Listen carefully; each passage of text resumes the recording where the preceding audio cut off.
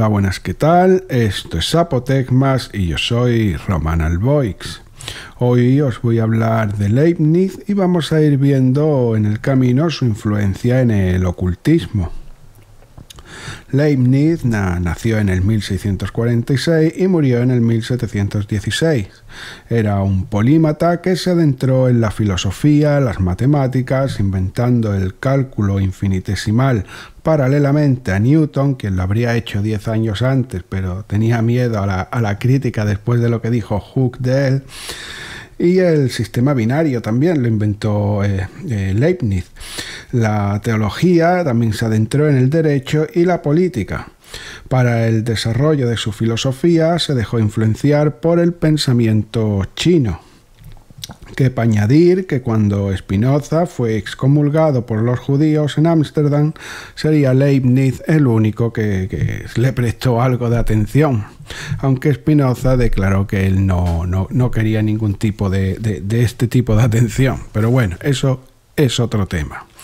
Con esto dicho, esta pequeña biografía, que es más que suficiente para lo que vamos a hablar hoy, vamos a pasar directamente al tema de Leibniz y su filosofía, especialmente las mónadas, aunque vamos a hablar de alguna cosa más.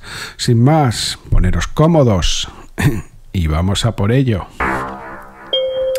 Leibniz era un racionalista, es decir, que de base él cree que la realidad tiene una estructura racional y por tanto todo puede ser explicado con las matemáticas. La epistemología racionalista, en términos generales, mantiene que la razón es la fuente y sistema de conocimiento. La razón debe justificar el conocimiento. Los racionalistas hacen 3 tests para validar sus teorías. El test de la intuición, siendo la intuición la única respuesta tras haber dudado de todo. Esto lo deja claro Descartes, por ejemplo, con el cogito ergo sum. Sé que existo porque pienso. Si no pensase, no podría existir. Si no dudase, no podría existir. Esto ya lo he explicado en otras ocasiones con más detalle. Test del conocimiento innato. Todos los seres humanos conocen cosas básicas. Por ejemplo, lo que nos dice Platón del esclavo no educado que era capaz de dibujar un cubo sin haber sido instruido previamente. Y el test del concepto innato. Aquello que no aprendemos porque ya sabemos desde el nacimiento. Podríamos hablar de comer, caminar, respirar, este tipo de cosas. El racionalista tiende a concebir la razón indispensable o superior. Podemos considerar así a Pitágoras el primer racionalista por su propuesta de explicar la realidad con números. Los números son ideas abstractas y luego esto tendrá algo de importancia. Por su parte, el empirismo entiende que las ideas se forman después de la experiencia, a través de los sentidos. Así, elimina la razón como conocimiento absoluto. Aún después se desarrollaron sin excluirse la una de la otra. Por ejemplo, con Kant, quien decía que la razón modulaba la experiencia percibida. También he explicado a Kant en otra ocasión.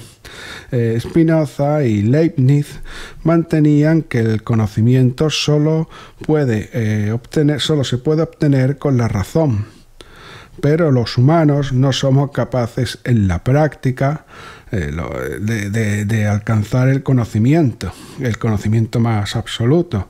Lo más cercano que podemos alcanzar es a través de las matemáticas, y sí que estamos limitados y solo podemos hacer aproximaciones. Vamos a ver el concepto de substancia. La substancia es algo que es básico y esencial en la composición de todo. Estos son en términos filosóficos. Sin embargo, hay diferentes propuestas según cada filósofo. Vamos a ver a los racionalistas. No me voy a meter con Aristóteles, que decía que cada uno teníamos sustancia de lo que somos, ¿no? Yo soy Román porque tengo sustancia de Román. La mesa es la mesa porque tiene sustancia de mesa. Eso es un poco lo que decía Aristóteles. Pero hoy no nos interesa eso. En el racionalismo tenemos a los monistas, como por ejemplo Baruch Spinoza, que dice que hay una sola substancia. Los dualistas, como René Descartes, que dice que hay dos sustancias básicas, mente y materia. Y los pluralistas, que sería como Leibniz, que dice que hay muchas sustancias, y estos serían las mónadas, que es lo que vamos a ver en profundidad en breve. Las principales ideas de Leibniz, pues tenemos ideas autoevidentes: el principio de la razón suficiente, la ley de la contradicción y la identidad de los indiscernibles. Iremos viendo todo un poco a poco. Implementa la teoría también de predicado y sujeto de verdad en su sistema. Es decir, la teoría de predicado y sujeto de verdad en su sistema. Esto ya viene también de antiguo, no es que lo inventase él. Leibniz explica el universo de forma que está Dios y otras mónadas. Dios también sería una mónada. Todas las nociones como espacio, tiempo, materia son ilusiones. La causalidad es una armonía que ha sido establecida por Dios. Vamos al asunto en cuestión, al meat and potatoes. Las mónadas. Las mónadas son sustancias infinitas e infinitas sustancias, ¿ok? Como he dicho, voy a dejar un esquema en el que podemos ver un poco las diferencias entre unas y otras ideas sobre la sustancia. Mientras yo continúo. Así, Leibniz dice que la realidad es una unidad constituida de unidades y tienen conciencia, es decir, que saben que existen. Los animales, por ejemplo, se puede considerar que no tienen conciencia porque no sabrían que existen. Esa es parte de la razón en sí. Para él, una unidad es simple, indivisible y capaz de desarrollarse sin tener que unirse a otras unidades. Las mónadas individuales que conforman un cuerpo solo pueden existir así cuando el cuerpo compuesto desaparece. También desaparecen las mónadas que existen en el mismo. Dios las crea y Dios las aniquila, pero esto tiene matices que más adelante vamos a ver en profundidad. Esto es opuesto por ejemplo, a las partes de Hume. Hume decía que había partes, que admite que cada parte puede permanecer separada del cuerpo al que pertenecía. Esto es lo que dice Hume. Igual es también opuesto a Heráclito, que entendía que todo se renueva constantemente. Estoy seguro que os suena lo de que si te bañas en el río, pues hay una renovación de células y tal. Esto era lo que decía Heráclito. En sí, las mónadas no se pueden crear si no van a coexistir en una armonía. Leibniz diría que las mónadas no tienen ventanas, es decir, que están aisladas, sin influencia externa. No son estáticas, sino que son activas. La actividad es su cualidad esencial. En esto coincide con Spinoza y explica que las mónadas se desarrollan por su propia necesidad y acorde a su propia fuerza. Este principio les confiere substancialidad e individualidad. Por su parte, Spinoza diría que la substancia, Dios o la naturaleza, se desarrollaría por necesidad. En esto coinciden Leibniz y Spinoza. El concepto de fuerza utilizado por Leibniz es un prólogo de la voluntad de Schopenhauer y Nietzsche. Que para decir que Schopenhauer y Nietzsche, especialmente Schopenhauer, decía que el mundo era el infierno y Leibniz decía que el mundo era lo mejor que había sido creado. En eso se diferencian, pero el concepto de voluntad y de fuerza sí es similar. La idea también, este concepto de fuerza y de voluntad es una idea principal para Aleister Crowley, y allá donde él estuvo fue heredado tanto por la Aurora Dorada, que ya existía antes de entrar Crowley, pero hereda esta idea de él, de la voluntad, la Ordo Templi Orientis y la AA. Los caoístas lo corrompen con esto con un todo vale para conseguir un propósito. Cada mónada representa el universo a su propia manera. Estas son sus características sobre las que varían y se hacen individuales.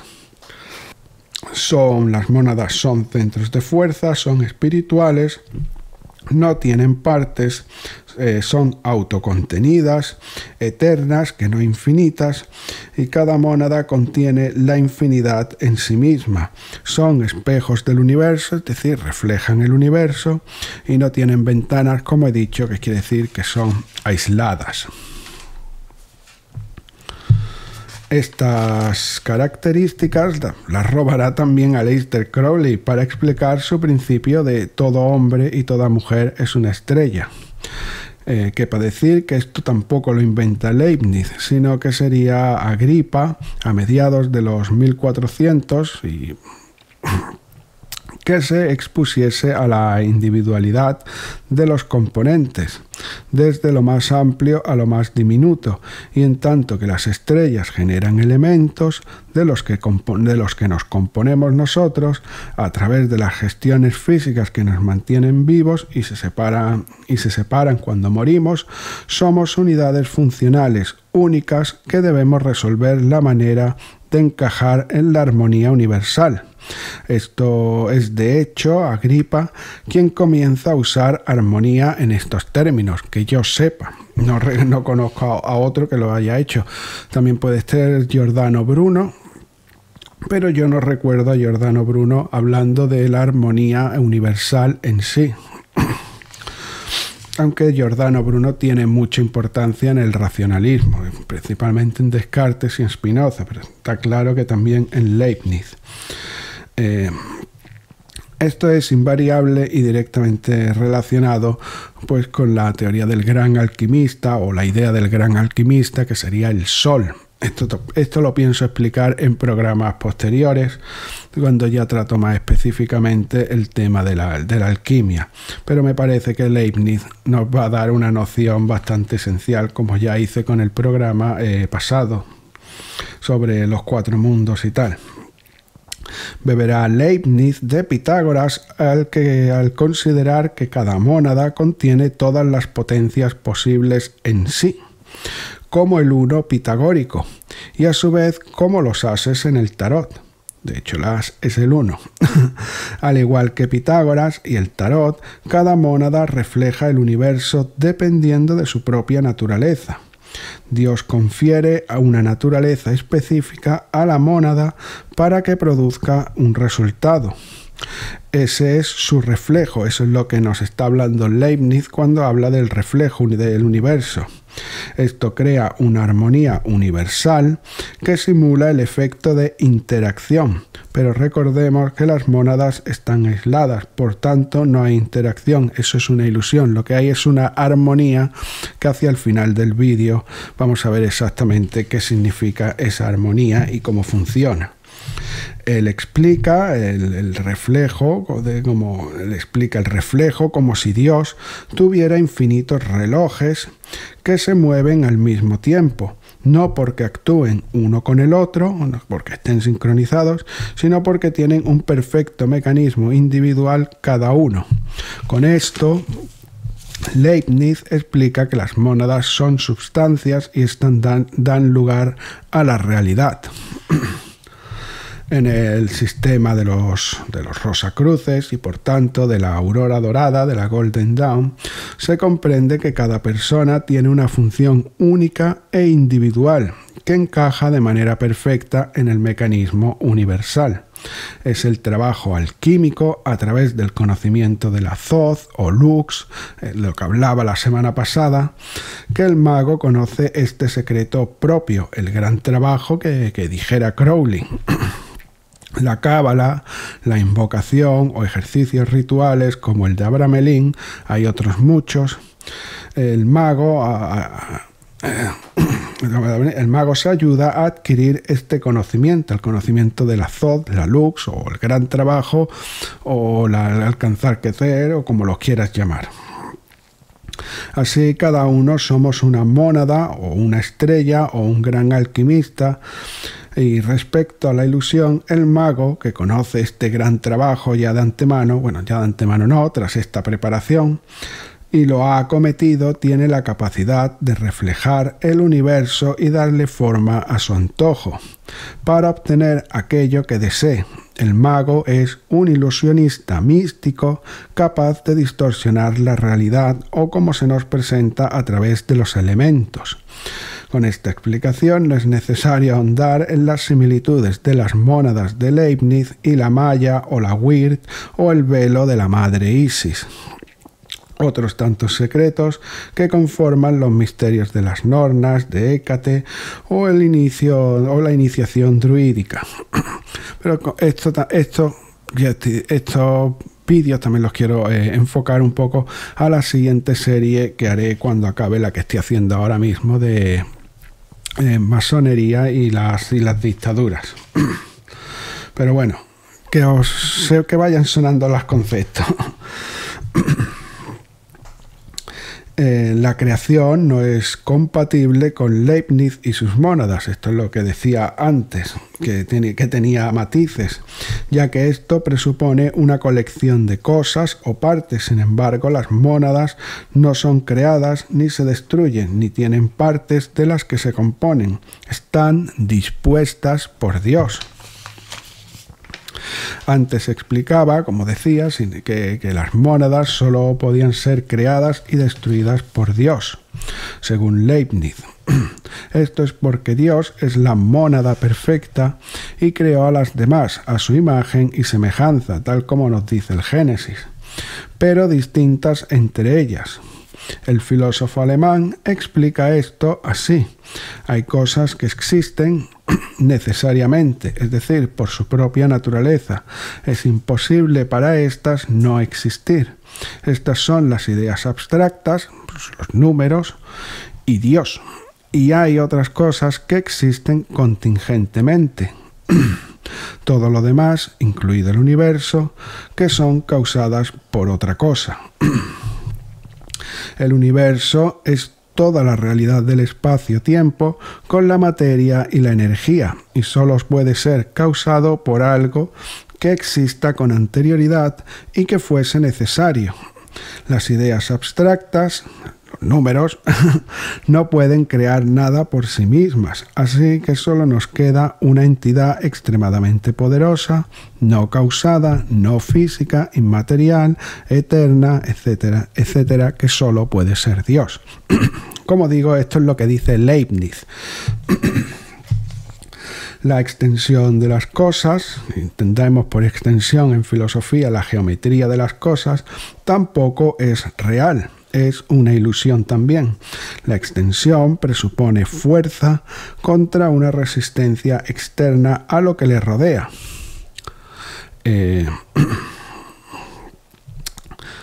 Es decir, la forma de las cosas se mantiene por una constante pelea entre lo externo y el continente. Sin embargo, esto es falso, una sensación falsa, ya que la mónada no tiene forma, es solo un reflejo más. Esta idea está también influenciada por Pitágoras, donde él entiende que todas las formas de la unidad, que todos son formas de la unidad. Todo lo que existe, todo lo que vemos, es una forma de la unidad. Es decir, que el 3, por ejemplo, por poner un número, es 1 más 1 más 1. O 1 más 2, que sigue siendo este 2, este 2 del 1 más 2 sigue siendo 1 más 1. Así, la materia tiene lugar una vez se da el número 4.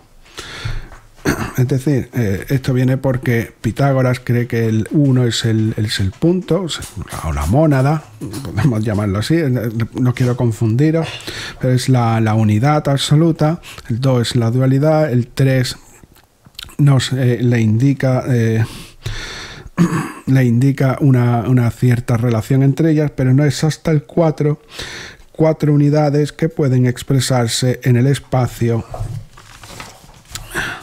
aunque no dejan de ser 4 unidades que creen estar relacionadas entre sí. Esto, la idea de Pitágoras, que también es bastante complicada. El 5 en Pitágoras representa el movimiento. Leví, Elifas Leví, tomaría esto tanto de Pitágoras como de Leibniz para su obra Magia Trascendental. Es por eso mismo que Platón considerase que sus sólidos estuvieran compuestos de triángulos y no de cuadrados. Es decir, es por eso que Platón copia a Pitágoras, como copiaba tantas cosas, y dijera que la sustancia estaba hecha de triángulos diminutos y no de cuadrados, porque los cuadrados ya son materia. Por ejemplo, en Pitágoras, el sólido del cubo, formado de 6 cuadrados, en realidad estaría formado de 12 triángulos, si no me equivoco mucho.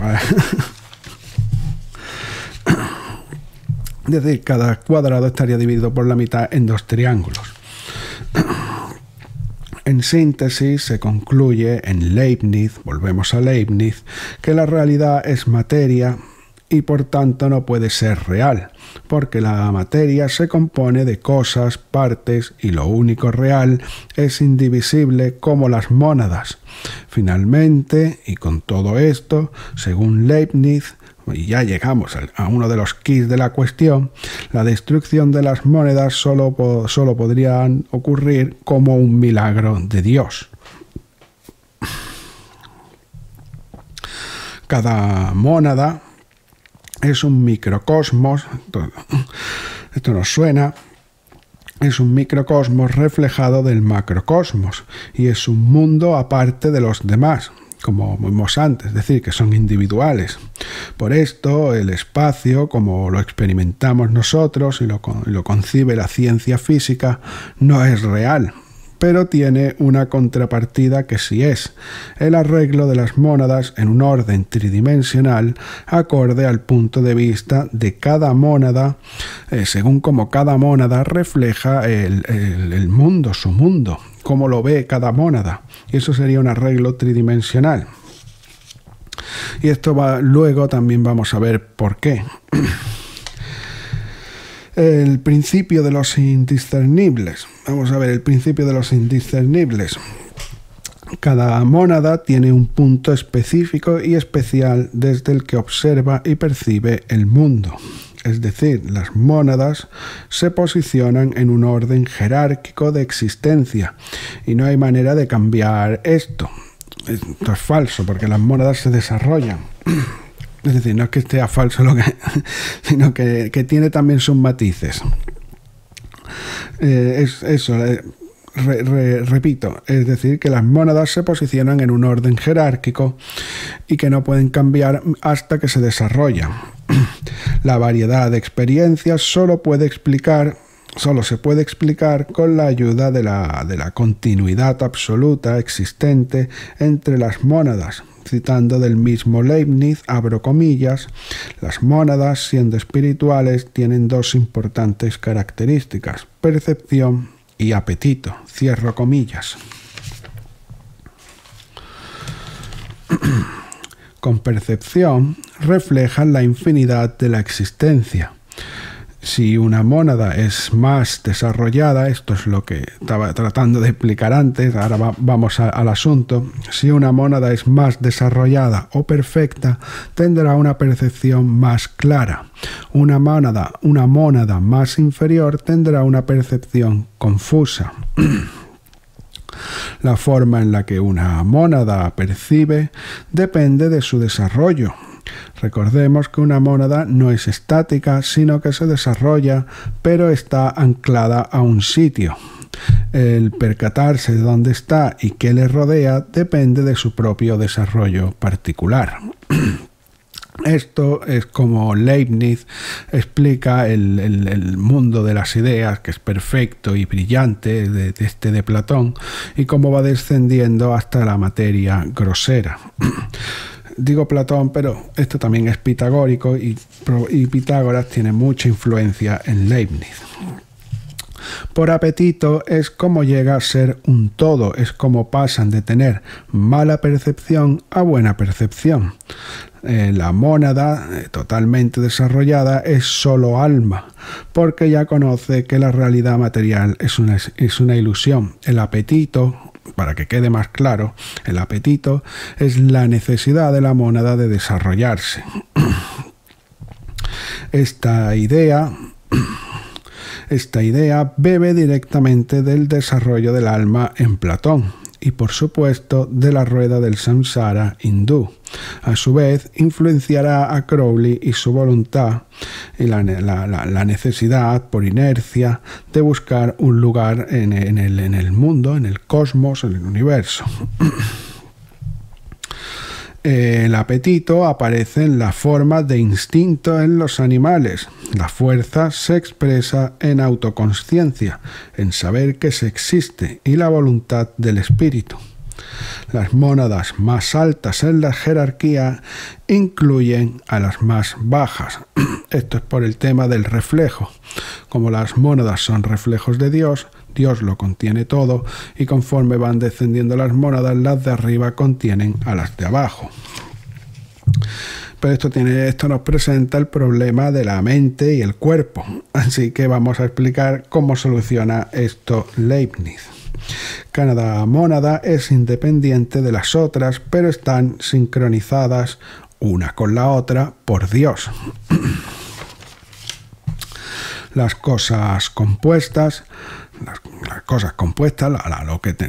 todo lo que está compuesto, que es todo lo que nosotros conocemos, son un conjunto de un número infinito de mónadas que son animadas o inanimadas. La armonía entre estas están establecidas, sí, por Dios. Las mónadas están arregladas, pues eso, por Dios, de una forma específica, y esto es llamado, pues, por ejemplo, en el protestantismo, el gran plan, es decir, el destino explicado, pues eso, por Lutero. Todos los arreglos de mónadas combinadas funcionan por un impulso propio. Dicho impulso está predeterminado, adivínalo, por Dios, y está dirigido a la comprensión del mismo, a la comprensión de Dios. Quepa añadir que Leibniz entiende que Dios creó el mejor de los mundos, esto es lo que decía antes, ya que este es reflejo suyo y las cosas malas del mismo, al alejarse de la comprensión divina, ocurren porque el hombre tiene libre albedrío. Es decir, como el hombre puede elegir qué hacer, Dios nos creó tan perfectos que podemos elegir qué hacer y qué no hacer, pues esas cosas malas que ocurren, Leibniz las explica por el libre albedrío. Esta idea es intrínseca y esencial para comprender lo que John Milton quería expresar en El paraíso perdido. Toda la idea que expresa John Milton en El paraíso perdido del pecado y la caída está literalmente relacionada con esta idea de libre albedrío tal cual como la ve Leibniz. Leibniz dispone que la combinación de estas percepciones ocurre de tres formas.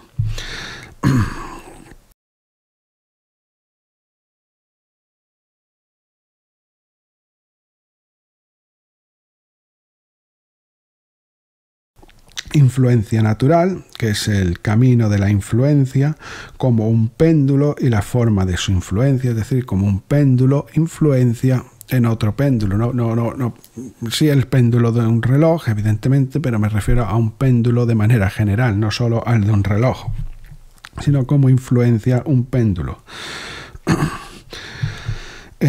Por ejemplo, con las bolas estas que se golpean unas con otras y cómo se influencia uno con otro. Bien, este es el Pendulate, que como bien dice su nombre, funciona con un motor de péndulos. Hace el sonido según la cantidad de... cómo reaccionan estos dos péndulos el uno con el otro. Y podemos variar varias cosas. Vamos a ver. suena una cosa tal que así, al natural.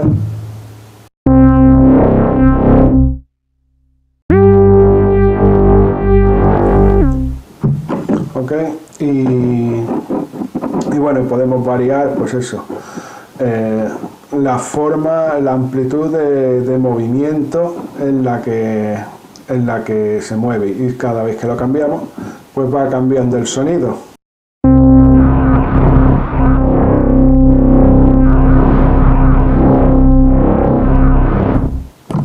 También podemos cambiar cómo de rápido irían esos péndulos.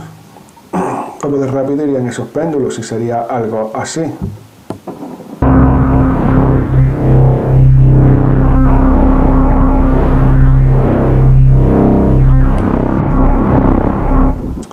Y también la animación de los péndulos, si queremos que se muevan los dos a la vez o cada uno por su lado, cómo reaccionaría el uno con el otro. Lo medimos en forma de porcentaje, esto se llama la animación, y lo podemos también cambiar. Cambiando la animación,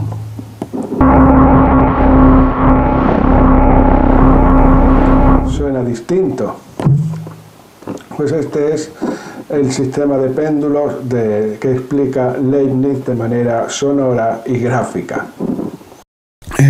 Otro es teniendo siempre vigilada una sobre otra para eliminar cualquier tipo de falta de armonía. Esto es lo que él llama el camino de la asistencia.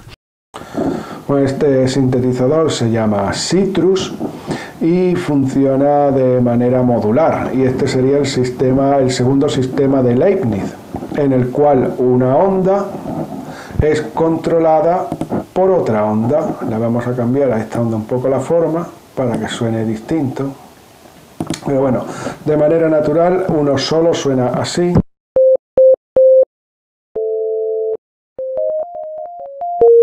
Ok, y cuando le decimos que la segunda onda controle a la primera para hacer lo que nosotros queramos que haga, pues suena tal que así.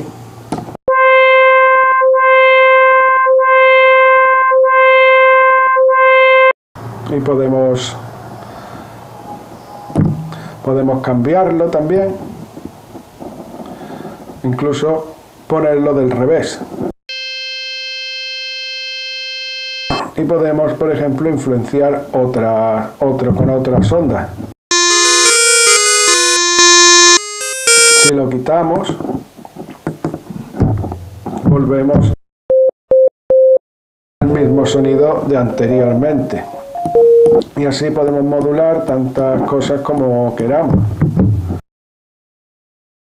Y por último, teniéndolas programadas perfectamente de manera que estén siempre de acuerdo. Y este es el camino de lo preestablecido.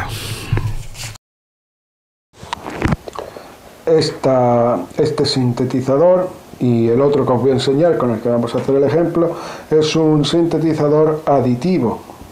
Y la diferencia es que en este tipo de sintetizador lo que ocurre es que una onda con otra onda, funcionando totalmente individual la una de la otra, conforman un sonido porque estarían perfectamente arreglados. Entonces esto suena de manera natural, natural suena así. ¿Ok? Cuando yo establezco algunos cambios, por ejemplo, le vamos a cambiar a este el pitch y a este también, ya está estableciendo cambios. También podemos cambiarle cómo suenan de volumen la una con la otra.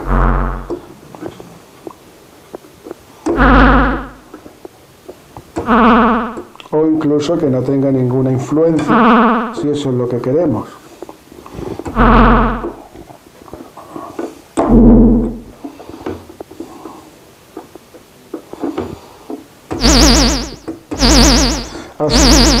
Así vamos coordinando una onda con la otra de manera totalmente individual. Yo puedo dejar esta abajo sin que suene y tenemos el sonido de una sola, o podemos hacerlo al revés, dejar la primera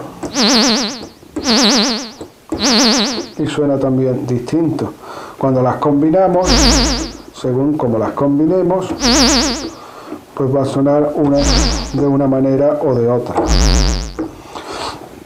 Y este sería el tercer sistema de Leibniz, en la que cada sonido de manera individual se coordina perfectamente para dar lugar a un sonido que nosotros queremos. Y esto es lo que sería. Evidentemente, Leibniz dice que la opción C, el camino de lo preestablecido, es superior a las otras, ya que todo está arreglado para que las percepciones no interfieran, al menos de forma no controlada. Para Leibniz, el mundo es tan perfecto que no requiere intervenir ni vigilar, sino que todo está armonizado. Dios es tan sabio que compuso esta armonía cuando creó el mundo. Él lo expresa con el ejemplo de infinitos relojes, con un relojero que los ha hecho tan perfectos y los ha puesto a funcionar de manera tan perfecta que todos se mueven al unísono. Pero cada reloj es independiente con su propio mecanismo. Así es, ese es el ejemplo que nos da Leibniz. Pero ¿qué argumentos tiene Leibniz para la existencia de Dios? Que parece ser que es como él lo explica todo al final. Pues nos da el argumento ontológico primero, que es la distinción entre existencia y esencia. En el caso de una substancia finita, su esencia no implica su existencia. Pero en el caso de Dios, el ser más perfecto, el sujeto de toda perfección, la existencia finita pueden concebir a Dios por su perfección. El segundo argumento es el cosmológico. Todo lo que es finito tiene una causa, que es efecto de otra causa, y así de manera infinita, ¿no? Causa-efecto, causa-efecto, causa-efecto. La causa no creada es, por supuesto, Dios, la primera causa de todo. Esto se parece bastante a lo de Descartes, cuando empiezas a preguntarte ¿y por qué pasa esto? ¿Y por qué pasa esto? ¿Y por qué pasa esto? ¿Y por qué pasa esto? Y no hayas una respuesta, tiene que ser Dios. El argumento de la verdad eterna. Las verdades son parte del contenido de la mente. Por necesidad deben existir y están en los registros de la mente de Dios. No hace falta mencionar que esta idea la toma directamente del concepto de Akasha. 4. El argumento de la armonía preestablecida. Las mónadas incomunicadas y aisladas deben por necesidad haber sido armonizadas previamente por una causa primera y perfecta, no creada, todopoderosa, etcétera, etcétera, que es Dios. Las mónadas son substancias de este universo, son infinitas y eternas, espirituales, y el mundo está hecho de estas sustancias como conceptos completos, que son lo que existe realmente. Las sustancias se expresan en pensamientos. Los conceptos completos incluyen todos los predicados, incluso los futuros, hasta las potencias, que son, podemos decir, posibilidades, porque una mónada contiene todas las propiedades que se exhibieran o puedan exhibirse en el futuro. Pues espero que os haya quedado claro, que yo me haya explicado bien. Si no, pues podéis dejar cualquier pregunta en los comentarios y estaré encantado de responderla. Y esto ha sido todo por hoy. Recuerda que estas son las divagaciones de un ermitaño, pero la conclusión final es tuya.